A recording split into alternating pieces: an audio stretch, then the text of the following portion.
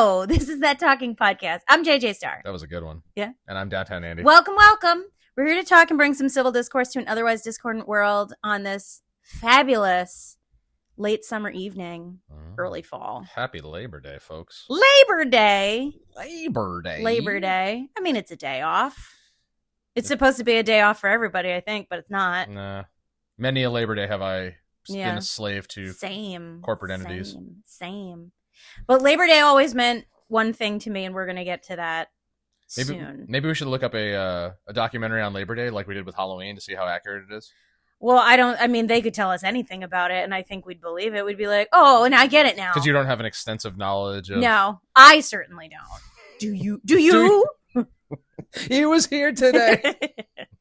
Oh, but how you doing? You doing good? When am I not exhausted? I don't know.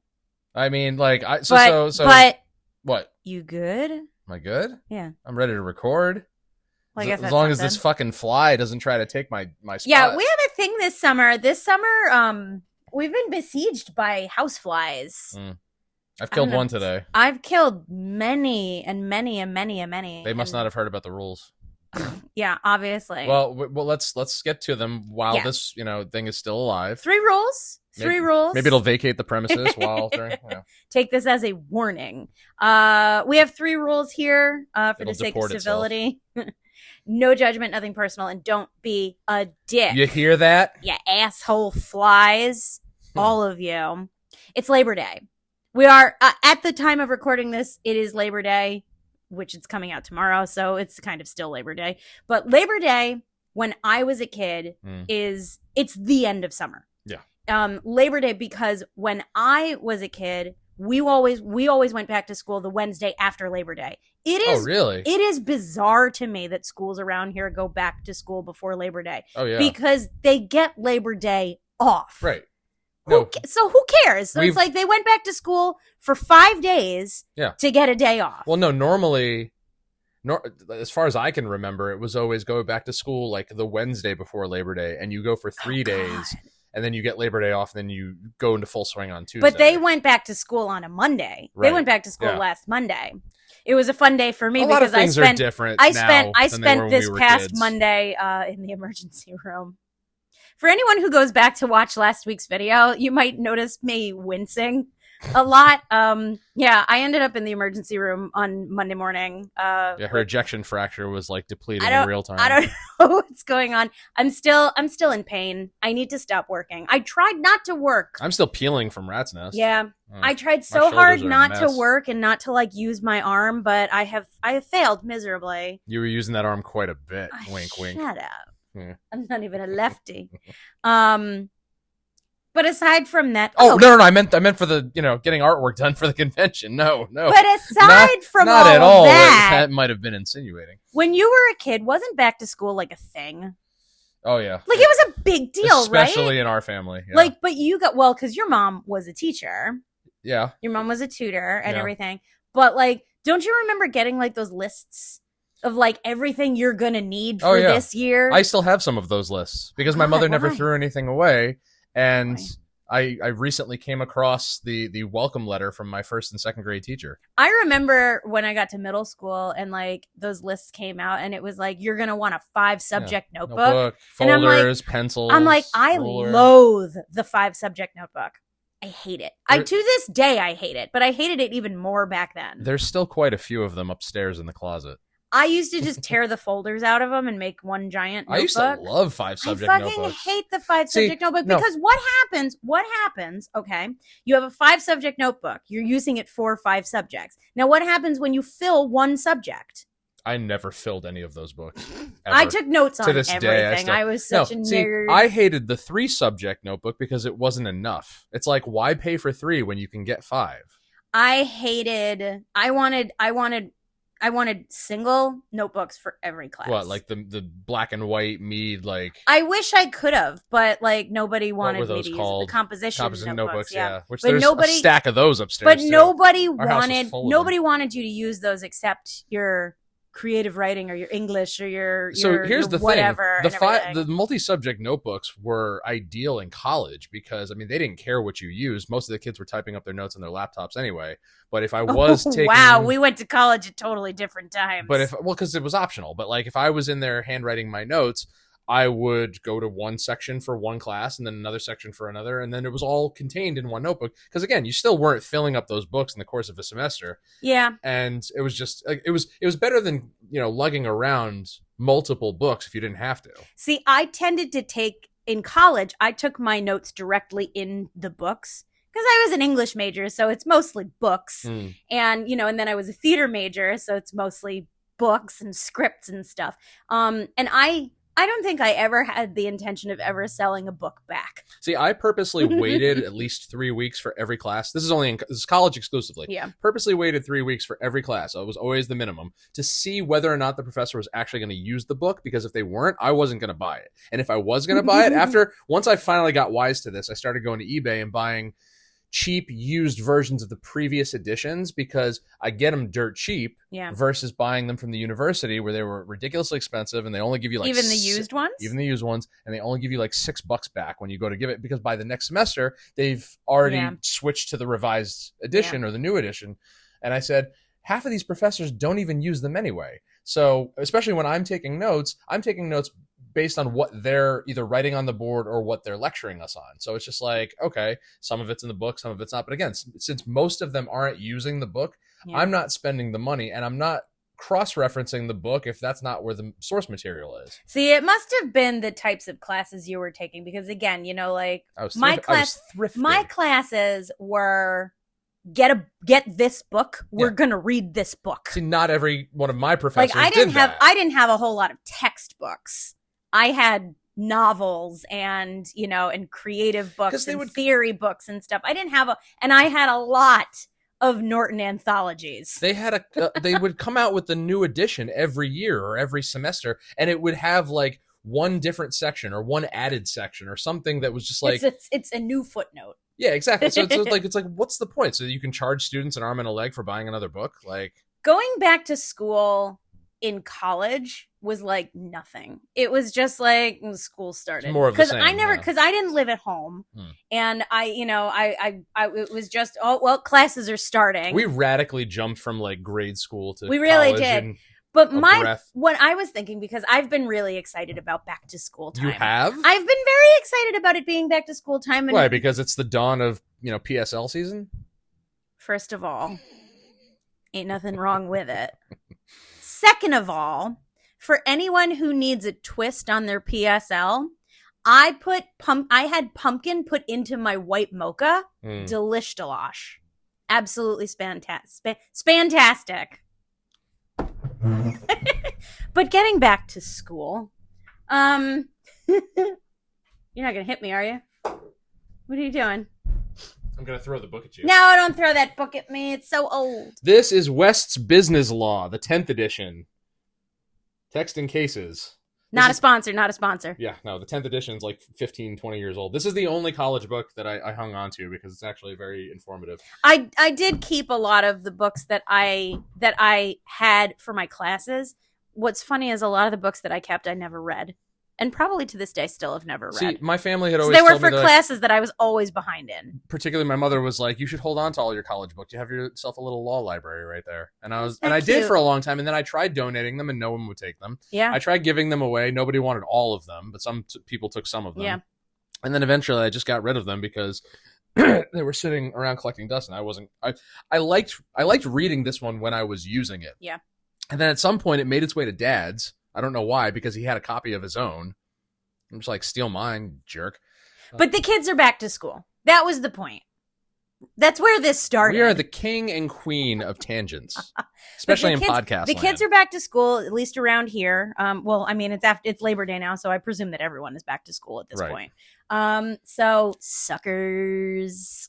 Get your pencils, get your books. Let me tell you something though. Honestly, I'm always stoked when the kids go back to school. For one, to get them off the roads. They're off the streets, just meandering around and everything. Hanging around in parking lots. Taking TikToks. Oh, God. Hiking up their skirts. fluffing their broccoli heads. Like those kids out in front of the mini mart the other day. Yes.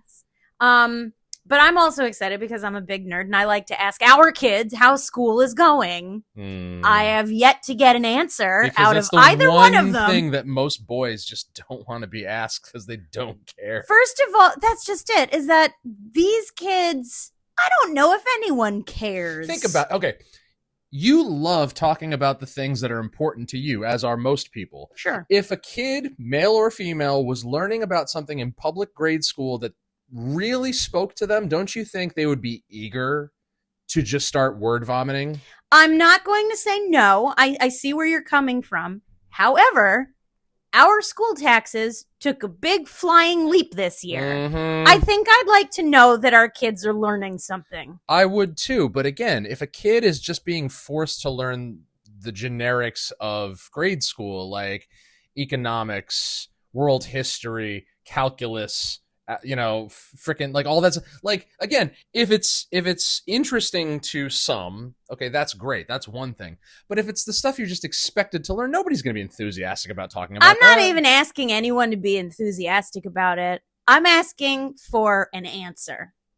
Like, well, then you're asking the wrong I'm crowd. asking the wrong crowd, obviously, because in this house, when you ask the child, which child? Well, let's start with the little one. Okay. When you ask the small child, what did you learn in school this week? His answer is, I don't know. I say, you don't know? Well, it's the first Did you week. learn? No. Yeah, they're just getting acclimated now. This was all year, my love. And then it sort of... he is his father's son. It evolved into, I don't remember. Now that I have a problem with. That's that not is at the forefront of his mind. That is unfortunately where I have to blame the schools. Okay? I blame the schools for a lot of things, but in that one I have to blame the schools. Blame genetics. Okay, fine. I'll blame genetics from now on. This year, I'll blame genetics. This time, this year, blame his mother. When you and I were that age, right? Back to school was a thing. All right, he's on the cusp of 8, so second, third grade. Okay, right. Yeah. Well, he's in second. He's in second. Yep. He's in second. And you and I would have been in second grade at that same time. And that's just it. Unless you're Bobby Black. It was a thing, back to school shopping, not just for the supplies, but the clothes and the backpacks and the lunchbox and everything. Speaking of all that stuff, especially with the pictures. It was a big deal. The pictures that we were looking through earlier today highlighted some of my back to school choices in wardrobe back in not second grade. Well, your family did love to take pictures of you going to school. My mother documented anything and everything. My mother hung on to not only all of our clothes for all of our lives, but all of our schoolwork as well. When we moved out of that house, I dumped out decades worth of quizzes. I found John's 5th grade math tests today that somehow made their way to Dad's house. Did he do well? I don't remember. I'd like to think so. But it was a thing. I mean, is it a thing anymore? What? Going back to school. Yeah, they do it every year. No, I'm not. Bang Zoom. No, I mean the hoopla. I'm gonna walk you off a fucking plank in a minute.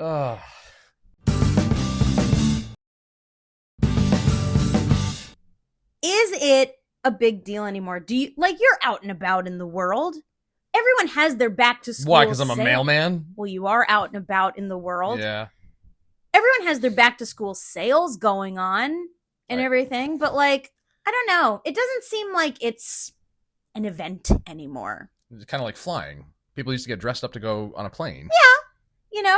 It's just one of those things that it feels like, not even the enthusiasm of it, but sort of, I don't know. It was that was the time when you wanted the cool stuff. So the Trapper Keeper. You wanted the Trapper Keeper. You wanted the backpack and the lunchbox. You wanted the Skechers Ratchet Tech sneakers. Yes. And you wanted to get stuff that your friends had, and you wanted to get stuff to show off and everything. And the it's Osiris G bag. It just makes me wonder, what happened to that? Did it fall by the wayside? Well, I mean, we're also not children anymore, so I mean, we're not part of that world. We Do your kids give a shit? Do they give shit? Do your kids give a shit? Give a shit about what? About getting ready to go back to school. I'm sure they do. Do they? I mean, Henry was certainly excited about the pencil box that was already waiting for him in his desk when he got there.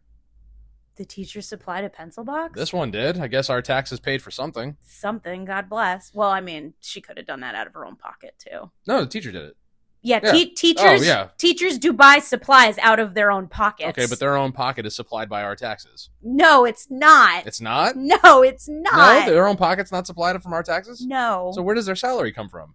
It comes from the school district, but it doesn't Which is financed by our taxes. It does not come directly from taxes. It's not necessarily allocated specifically. Are you for sure? salaries. I mean, couldn't it be It's possible? not necessarily Can I get a word in? Jeez. allocated for salaries. But could it be different based from town to town? Could be. Yeah, see? You don't know either. I'm sure it is. It's got to be in the budget somewhere. I mean, why else would they add so many millions of dollars? God willing to get the bus drivers to come to work every day. Now, if only they could get the mailmen to come to their job every day. Waka waka. Well. Back to school. You know, I distinctly remember it was sometime in my early to mid 20s when I finally started to lose interest in summer altogether. I'm like, fuck summer. In your early 20s? In my early 20s. Let's go straight. Like, I think I was still in college at the time. And it was just, let's go straight to fall. Let's go straight to back to school. You know, like, I don't need summer. I don't need the heat. I don't need, you know, I don't need the weather. I don't need everybody being out and about. I need consistency. I need normalcy. I need everything to just, you know, go straight into the next half of the year. I get that. Yeah, because summertime, like, I didn't go on a lot of vacations, you know, certainly not like any far vacations or lengthy vacations. Like, our idea of a vacation was going to Lake George for like Labor Day weekend or 4th of July weekend. So like 3 days max. Yeah. We didn't go to Disneyland. We didn't go to. So what did you do all summer? Hung out. That's it? Yeah. See, I never, not once in my youth, ever had a summer off. Because school ended, and then a week later, camp started. Yeah, see, we never went to camp. We went to day camp from the ages of 3 to 12 years old. And then at 13, we instinctively started working at said day camp and did that until we were 18.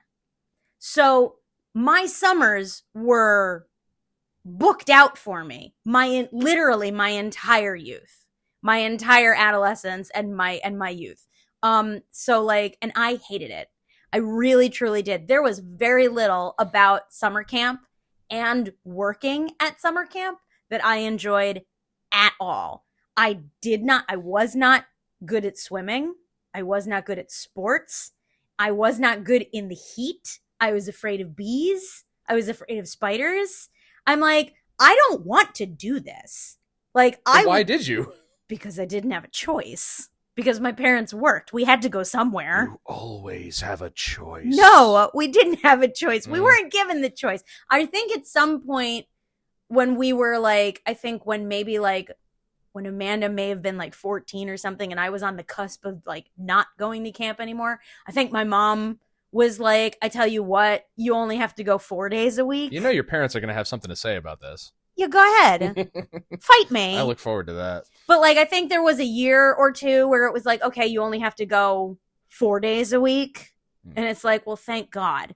But like, I hated it. I really did. And I dreaded it. I absolutely dreaded it. And it was this weird regimented schedule that it was like, you're going to get there. You have free play on the playground, or you can sit and do nothing until 9 o'clock, at which point every like 15 to 25 minutes of the day was blocked out for your group goes to this area of the grounds. And I mean, it was just in this woman's backyard and a nursery school building. That was the grounds and her pool. So it was like, this is when you have lunch. This is when your group can be on the playground. This is when your group can be in the building and everything. And it was just like, it was absolutely a dread to me because I was just like, I don't want to do this. I'd rather go back to school. I would really rather go back to school where it's just like there were no sit summer there programs. and learn something. There was no like summer theater, no summer like activities, no school sanctioned functions. There was like, I went one year, I think when I was maybe like 11. I went to basketball camp for the last week of camp, and I faked being sick because everyone made fun of me, so I didn't want to be there anymore either. Let me tell you something. The summer after my freshman year, I had to do summer math and maybe something else, but I definitely had to do summer math, and I also did summer theater that summer. But that one summer of summer school was enough for me to be like, yeah, I'm not coming back to this crap. So I'm going to make sure I do well. And I certainly did. Yeah. It helped that from that point on, I had teachers I actually liked.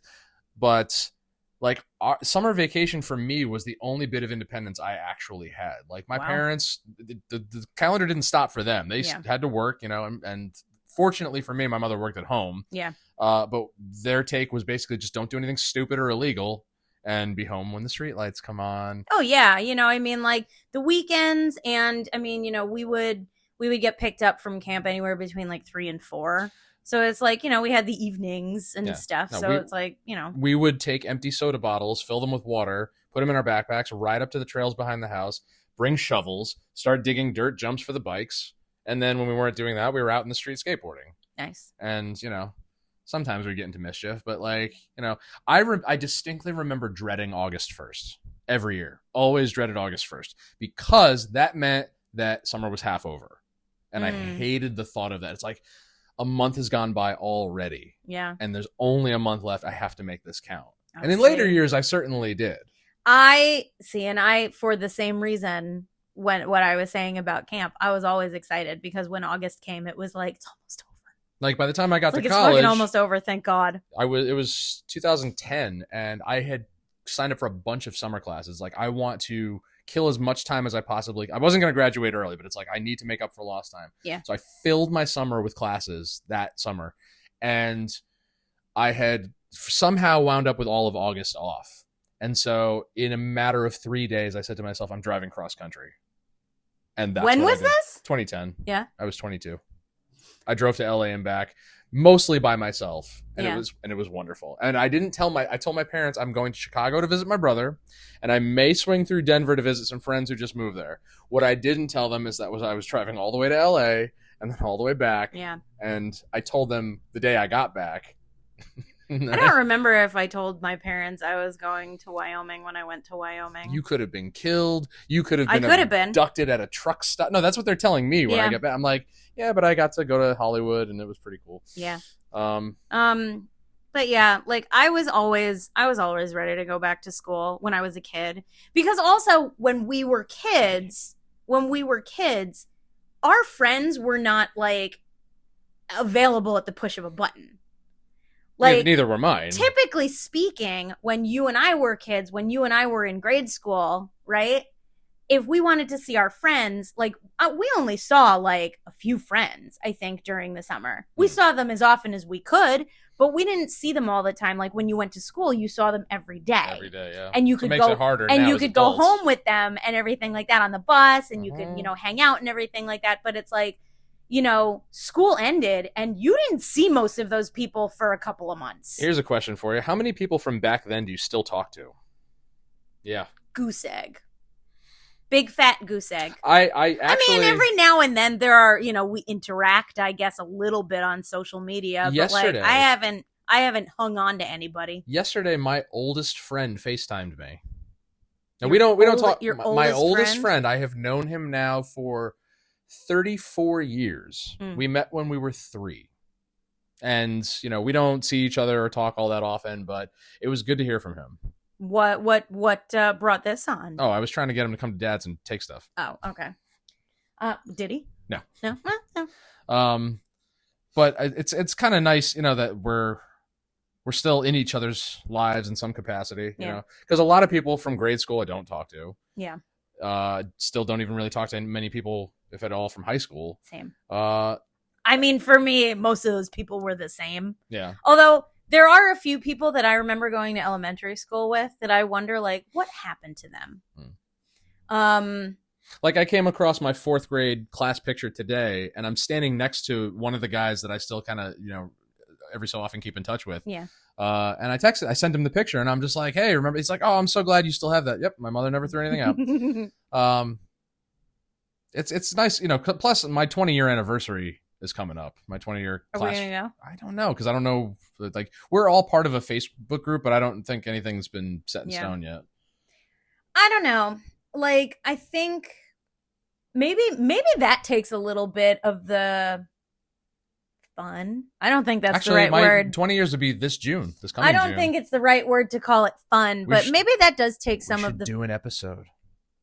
We'll go see where they all are now. I don't know these people. That's the point. You just stick a microphone in their face. Who are you? Do you?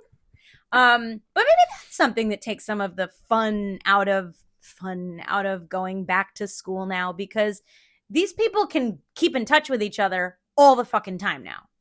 Like, anyone that you want to be in touch with now, like, you just you go ahead, you text them, you Snapchat, you do whatever and everything. Full honesty it's like here. There is no hags kits. I never wanted to go back to school, because school, until I got older, it didn't pique my interest. I was forced to do things that meant nothing to me. I was forced to read books that I didn't find interesting. I was forced to solve equations and learn about, like, I think I've mentioned on previous podcasts that, like, when we go to the library and they let us take home books, I'd always go for the nonfiction, because I liked learning about real things. Sure. My parents love learning about real things, and they pass that on to me. But, the majority of grade school, and at least until I got to high school, was learning about stuff that I couldn't tell you now. And, people thought I was crazy for this. When I got to senior year, I filled up, like, senior year is supposed to be there. You get a bunch of free periods. You can leave early. You can come and go as you please. I filled up my class schedule because I purposely signed up for all the classes that I either couldn't take previously because I was too young or didn't get to fast enough. Oh, see, I took a bunch of classes that I didn't want to have to take in college. See, I didn't even know that was an option. Yeah, I was like, I do not want to have to take math in college. I do not want to have to take science in college. So I took AP classes in high school so that now I don't have to take them in college. So I still had a couple of free periods, but and then I took all the required stuff, like American government and economics. But, like, all the music classes, like, that wasn't required. I'm like, sign me up. Give me something I actually want to do. Well, that's that just I want to excel at. And I mean, especially as an upperclassman, you are afforded that luxury of being able to, get in first and do things that maybe, because you've satisfied your ready for this your other requirements at that point. I drove the band director nuts, because I took jazz improv, and all it was us just jamming to, like, jazz standards. Yeah. Like, all the things you are and Take the A Train and stuff like that. And what I did was, because I play a multitude of instruments, I would pick a different one every single day. So you've got 10 guys in there that are playing the same things every day, and I'm swapping from bass to piano to guitar to drums to whatever is available to me. Yeah. And he's like, listen, you fucking asshole, you got to pick something and stick with it for the midterm and the final. And I'm like, all right, fine. But that was a lot of fun.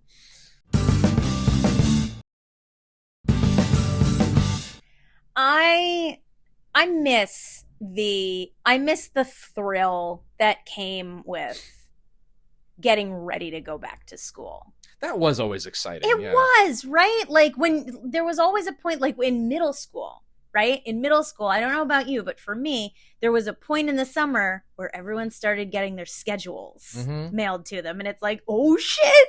And it was like, what classes am I going to be in? Who are my teachers? Who's going to be in my class with me and everything? And my middle school was broken up a little bit. It was broken up into teams, they called them. Team A, B, and C, which is basically like, these are essentially the people you're going to have most of your classes with, because they're all taking band or they're all taking chorus. Ours were called clusters. Clusters? Yeah. Interesting. Yeah. Like cluster 6C, which was in the dungeon of the middle school. Yeah. It was actually called the dungeon. Oh, yeah. Those from the Newtown area will know exactly what I'm talking about. And I remember, seeing, I excuse me, the joy got stuck in my throat. That was an exciting time. I remember getting my freshman year schedule and doing the orientation and everything and being absolutely petrified. Really? That one scared me because I absolutely was like, and I think sixth grade to an extent also scared me a little bit because I was like, I have no idea where I'm going. And to this day, well, switching schools too. This day, one of my biggest fears is not knowing where I'm going. It's like not a fear, but it's an anxiety. Like if I don't know where I'm going, I'll do like a dry run. And those freshman orientations were not nearly the dry run that I needed. I'm like, I'm not going to be able to find my locker. I'm not going to be able to find my classrooms. I'm not going to be able to find my bus. Like right after I got out of middle school, they built a 5-6 school. So like all the elementary schools up until that point had been K through 5. Yeah. Middle school was 6, 7, 8. High school was 9 through 12. Yeah. And they build this 5-6 school, and it's up and running by like I think 05, something like that. And so you leave your elementary school, from whatever district you're in. You go to the 5-6 school for 2 years, then you go to the middle school for 2 years, and then you're in the high school. So you're making a whole like extra transition that was completely unnecessary. But you have this entire like building, which is part of the Fairfield Hills campus, to go to for just 2 grades. But how many schools? How many elementary schools? There were 4. So 4 fourth grade classes go to one building, one fifth grade, yeah. And then that whole 5th grade moves up to the 6th grade, and then goes to another building for 7th and 8th. And here's the thing: my graduating class in 2006 was just shy of 400. Mine was over 400. But like, I'm kind of foggy on it right now. But I could probably liken it to like what I would see at WestCon when I was there. Because at WestCon, even to this day, there's a lot of classrooms and buildings on the campuses that don't get used regularly. So, like, I'm sure in the town budget, they're just like, oh, we need more space for these kids, and these incoming populations and blah, blah, blah. And it's like, why don't you actually take account and stock of what you're, letting go to waste? I remember going back to visit my high school after I graduated. And I remember there being, they had, when I was a senior, they were starting to build the new the new cafeteria and expanding the parking lot and stuff like that, the new music room, the new gym. And I didn't get to use any of these facilities. Well, no, the new cafeteria we got to use. That was open when I was a senior. But like there were, like when I went back afterwards and they had sort of finished most of the renovations, there were like stairwells to nowhere. And I'm just like, I live here now. I'm like, I made the mistake of coming back and now I can't leave. Yeah, we used to hide in the stairwell that went up to the roof. Yeah? Mm-hmm. See, I don't think we could get to the roof in my school. We couldn't get to it. It was always locked, but that's the part where like you can hide in a certain like part of it where you can't be seen. Yeah. And it's just like, also speaking of back to school, John and I loved going to Office Max. Yeah? We love, because Office Max was always next to TJ Maxx in Brookfield. Okay. Which is now where it's like Michael's and not Staples. What is it? CVS. And that's where Mom would go when she needed supplies.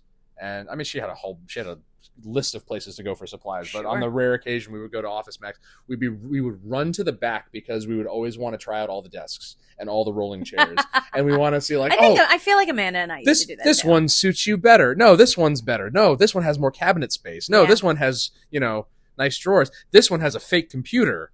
And then we would go.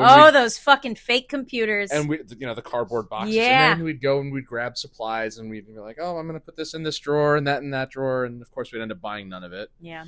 Because, no Milky Gel pens for you or anything like that? No. You stick me with a box of just classic Ticonderoga and a box of classic Bic with the black or blue caps. Yep. Clear with the and a marble composition book and a couple of 3-ring folders. And that's it. You're all set? Yeah. Oh, wow. I love the smell of those Ticonderogas, and I love the way the Bics wrote. I have a whole box of them I found. Here's the thing that pissed me off. Uh-oh. When I got to college, okay, at the beginning of every semester, I would buy myself a brand new pack of both and keep them in my backpack. And mind you, throughout the year, I probably wouldn't even finish going through a single pen. Sure. But somehow the entire pack would disappear throughout the year. Mm-hmm. They're like candy. People love them. There was something about when we got to middle school, and I think they did. I want to say they did it in high school too, but I honestly don't remember. There was something about getting the assignment notebook. Did your school give you an assignment notebook? You're asking me to remember back 25 years. It was a notebook that they gave you. It was like a day planner that they gave you where you were to write down your homework assignments for each period. I want to say yes, but again, you're asking me to remember back 25 years. Something about it was just so satisfying. Everything in its place. And I mean, it's like the day planner that I have now. Like, there's something about having it, even though I tend to fall off by mid-year. I tend to fall off using it. I had a back-to-school transition that you didn't. Oh? That's right, because in the fall of 2001... Is this when your balls dropped? Yeah, actually. Jesus. So glad my mother isn't listening to this. Go on. So shortly after 9/11, and mind you, 9/11 had nothing to do with this. I hope not. I had a breakdown when I came home one day, and I'm like, Ma, I'm done. I'm done with this fucking place. Yeah. And to make a long story short, this was 8th grade. Yeah. Talks had begun on me transitioning to a private school, a Catholic school. Fancy. Which was 30 kids per grade, K through 8, actually preschool through 8. At the church that we were, parishioners of. And I spent the rest of 8th grade in, a single, a class with the same 28 other people. Yeah. It was a unique experience. I mean, granted, I did have to wear uniforms every day. Well, you got to pick your tie. I did, yeah. You did, yeah. And had to go to church every Friday and every Sunday. Did you learn Latin? No. No? I learned French because they didn't offer Spanish. But no Latin. No Latin. See, that's it. See, the Catholic school in Mayapack, you learned Latin. Well, that makes sense. Yeah, you learned Latin there. That was always an interesting thing also for back to school. I took that class pass-fail because French? I told the teacher, I said, listen, I've just spent the last 2 years learning Spanish. Like, you can't ask me to pick up on another language now. Like, so we had 3 elementary schools that were K through 5 back then. It was K through 5. I think it's 1 through 5 now. We had 3 elementary schools that filtered all into 1 6, 7, 8 middle school. And then the high school was 9 through 12. We also had St. John's was the Catholic school, which was 1 through 8. So typically, those students had gone to public kindergarten at one of the 3 public elementary schools, typically. And then they may have gone to Catholic school, and then they had the option of going back. And some of them went back to public school for middle school. So they only did 1 through 5 at Catholic school. So it was interesting to see who came from the Catholic school in middle school. But then when they got to 9th grade, if they were at the Catholic school, a lot of them went to the Catholic high school. They went to Kennedy and we never saw them. Or they went from the public middle school to the Catholic school and we never saw them again. So other than me, I think there were 2 other public school transplants in that class. Yeah. But the rest of those kids... In the same class? Yeah. And they had gone long before me. Oh, okay. But my observation of that year was the fact that the other 29 of us, 26 kids, had been together since preschool in the Catholic school. So they'd all grown up together and were incredibly sheltered and incredibly just oblivious to a lot of things. But how was their French? Magnifique. Like the first thing that got me when I switched over was like all throughout middle school playing football in gym and at recess, like we tackled. Like, we didn't like really hurt each other, but we tackled, you know. It's like, we weren't trying to kill each other, we're just playing football. Right. I get there and I start tackling people and they're freaking out. They're just like, 2-hand touch, man. And I'm just like, he's the aggressor. Oh yeah, no, they thought I was the spawn of Satan. Oh man. Anyway. But yeah, that was, and then towards the end of the year, there was all this talk about like what high schools everyone was going to, and there was all talk about the all boys school, Catholic school, and the all girls Catholic school, and then the co-ed Catholic high school, and it's just like I'm not going to any of those. I like this was a good break, but like I need to be back with, I need to go back to reality. Do you think you came back with lore attached to you? Probably. Do you think it was like, what happened to Andrew? I came back certainly with less fucks to give. Okay, well that's good. And like freshman year into sophomore year was tough, but like once like I hit 16, it's just like, okay, I know who I am now, and I didn't look back. Yeah. High school was fine for me. High school was fine because that's when everybody split up into their cliques, and Yeah, and I mean it was basically the people. It's like the people that you did everything with at that point. But I just remember I wish something in our adult lives held the type of ceremony that going back to school used to hold. Like, I can't think of anything as an adult that really holds the same sort of regard, like you prepare for it so much. Well, I mean, that's kind of you with these conventions. Well, I guess, yeah, it's around the same time, which is around the back to school time. I guess, yeah. But it's, I mean, yeah. I mean, we also are parents, and we have to get the kids ready to go back to school and get ready to go to all the band competitions and all the band related events. And home show is coming up, and got to sit there and watch everybody freeze their nuts off. Yeah. While the mayor continues to dodge you for that money he owes you. Fucker. Go away.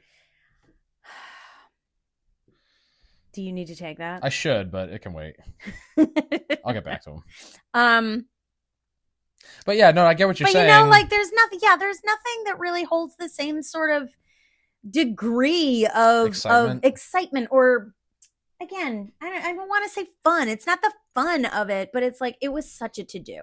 It was such a to-do because it was like, okay, we have so much time to get ready. There are a list of things you need to have with you. You need to get ready for it. This meant all kinds of things, like buying new clothes, new shoes. Do you need a new backpack? You need all of your school supplies. You need to know what time your bus is coming. You need to know where the bus stop is. You need to know what number bus it is for the end of, like all of these things that you sort of like, you got ready for. Even though his mother is largely responsible for this sort of thing, we could still have a hand in that with the kids. It's not the same. We're not going. I mean, it's a means of holding on to that, nostalgia. But I would rather have it as an adult. I would rather have it on our level. What's something that you and I could attach that kind of emphasis to? You need to go back to school. I feel like this is not the first time this week that you've told me to go back to school. No, it definitely wasn't this week, but in years past, like that picture of you I took where you got your backpack and the lunchbox. Yeah. And, yeah. I always look like I'm. I mean, hey, listen, if my dad went and got his master's when I was like 3 years old, and by then he was already pushing 50. Listen, I have been to so many schools. I mean, okay, so we had what? We had elementary school. I had middle school, high school. I had 2 colleges. I had 2. Why don't you brag about it? I had 2 grad schools. I went to community college for a certificate program, and then I went to beauty school. And then the battery died. Okay, so yeah, the battery's gonna die. So I think I've been to enough. Wait, are you a beauty school dropout? I am actually. Yes. Oh. I don't know. It just feels like one of those things that it's like, I feel like we should take this week and reconvene next week and try and figure out if we prepare for anything the way we used to prepare for going back to school. I mean, I'm going to prepare for work once we're, done with this episode. Yeah. I got to go finish my laundry. Yeah. And get something in my stomach. No, man, it's me, stomach. Well, I hope that despite the fact that you're never really separated from your friends anymore thanks to social media and texting, I hope that with all of the nuttiness and everything, that maybe kids are not, you kids out there on the block, maybe that it's not, maybe it's not the excitement of the school year, but I hope that you cling to something, because again, once you get up here, you kind of fall off of it a little bit. I'm just glad that the kids, that our kids are not, having difficulty in school. Like, I've asked Oliver repeatedly, I'm like, are you doing okay in your classes? No. Do you need help? Do you need tutoring? Do you need, someone to double check your stuff? And he always assures me he's got it. Like, there have been times where his grades have slipped, but like, he's got a lot going on. He's got a confidence in his academic ability that I didn't. Which is great. I was always unsure because, again, I didn't want to be there. He's just got a big schedule. He's got a lot going on. That's not what I'm getting at. It's the fact that when it comes to the school work, he's confident that he's going to get it done, and he's going to get it done right. Good. I was always unsure of myself because, like I said, if it wasn't something that I was interested in, it's like, why am I learning this? Like, I wish somebody would have explained to me why certain things were important. Like, tell me how I'm going to use this in adult life. I was always overconfident because I was just like, it's fine. I'm like, and there was time that I just didn't bother doing the work, and I was like, yeah, that's fine too. Like, my entire junior year of high school. Nobody ever explained that to me. Nobody ever said, like, you're going to use this at this point. You're going to need to know this for this. Like, well, that's why we got really excited when the boy said that he was doing, what is it called? It's called like, what is life skills, or you're turning Italian before our very eyes. Well, what was the class? What's the class that he's taking this year that he said it was like it's sort of like home economics, but it's like home economics. No, it's not called home economics. I don't remember what it is. But we were out to breakfast the other day, and he said that he was taking it, and we were so excited because it's teaching him like how to balance a checkbook. Well, not how to balance a checkbook, but how to like balance your accounts and everything like that. And we were just like, thank fucking, like it teaches you how to like file your taxes or something like that. And it's like, thank God. At least our taxes went to pay for something. Right? It's like, so that's the one win that I really take away from this. But God, I just hope that I hope that for anyone out there listening, I just hope that you hang on to whatever excitement you can really suck up. I will. Let me tell you this. You know where my appreciation lies? In the fact that I spent a lot of time learning reading comprehension, because it really helps me in my current employment, and it could help you too. You know who you are. Of all of the skills that people should have, I think reading comprehension is the one, because it will help them. This was a fun talk. It went all over the place, but it's cool. Spoke to the educator in you. It did. But really mostly just the nerd in me. But thank you. I hope it spoke to you out there in podcast land. Thank you for listening to that talking podcast. This was fun. Find us on social media, DT Andy and JJ Star. Plug it, baby. With 2 R's. And find Love Hard Art. We are going to be, it's coming up real fast now. 1 month. The tech decks are getting made. Yes, I've got a lot of fun and really cute stuff. Oh shit! That I'm in the process of doing. Did I announce that too early? I don't care. Okay. But yeah, October 3rd, 4th, and 5th at the White Plains Convention Center at the Westchester County Center, whatever it's called. The New York Blood and Ink Convention. The guest list is being announced, and it's getting super exciting. Bam's going to be there. Bai Ling is going to be there. What's her name's going to be there. Sons of Anarchy are going to be there. You're done. Stop. Plug your own stuff. You're falling off with mine. What do you? I want to see. What's her face is going to be there. The chick means me. No. Yeah, sure. Whatever. The one you told me about today. Yeah, and there will be more. But most importantly, I'll be there. Come buy my shit. You've got stuff coming up. You've got a show this Friday at Bleachers Bar in Bristol. And then next week... Meet us at the pizza place. We'll meet you there, and then we'll walk over. And then next week, next Friday, the 12th, you're going to be at Dead Language Brewing, yep. Right? With Tax Collectors and Harlots. Is that a Cabo wrestling show? I don't know if it's the wrestling show or the burlesque show. Either way, it's bound to be someone relatively naked.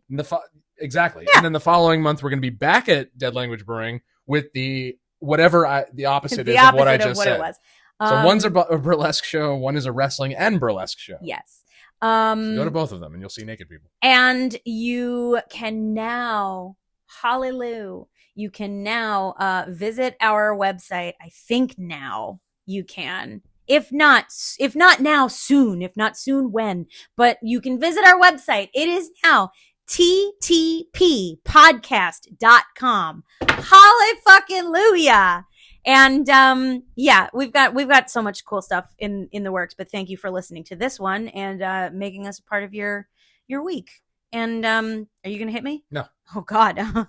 And that is a full lid from the three of us at That Talking Podcast. I'm JJ Star. And I'm Downtown Andy. We'll talk to you later.